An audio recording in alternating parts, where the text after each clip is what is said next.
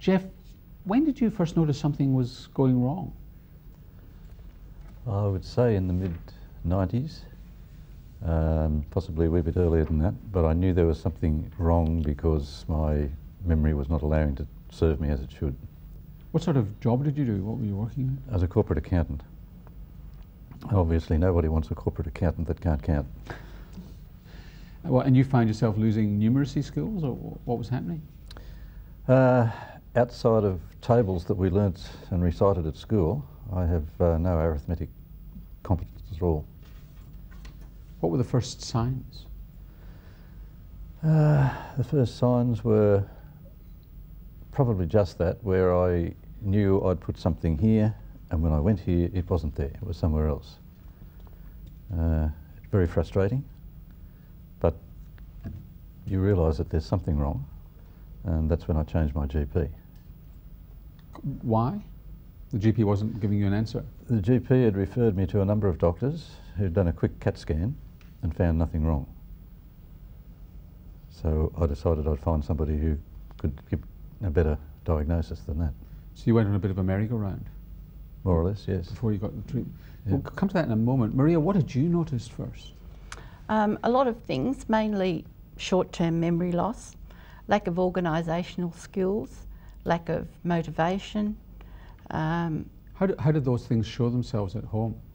He was forever losing things like his keys, lock himself out of the house. He would go to pay a bill and forget to take the chequebook or forget to take the bill or a card or something with him. He was sort of throwing in job after job. He sort of wasn't coping with the job situation.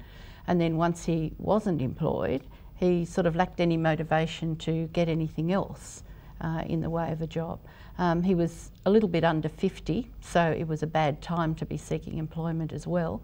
But because he was lacking, you know, confidence in himself, it made it even more difficult. But we'd been going to the GP for some time, and Jeff had already been diagnosed with sleep apnea and used a CPAP machine. So they put it down to that, put it down to stress at work, put it down to depression. And it was 6 years before we actually got a proper diagnosis. 6 years? Yes, yeah. In that time he had a CAT scan which didn't show any signs of Alzheimer's.